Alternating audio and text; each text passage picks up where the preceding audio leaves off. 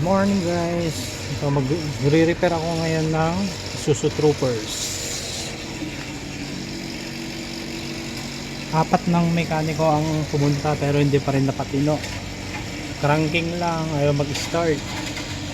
Tapos nung tinignan ko ang glow plug, walang supply na 12 volt punta sa glow plug. So tinanggal ko ang kanyang glow plug. At ang ginawa, sunog ang kanyang ECU.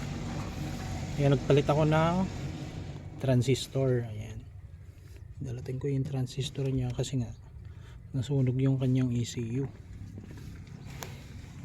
Apat ng mekaniko ang pumunta.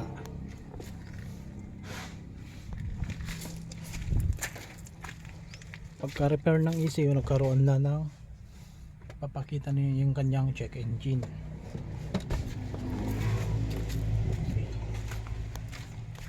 I-charge ko mo yung battery at papandarin ko na mamaya.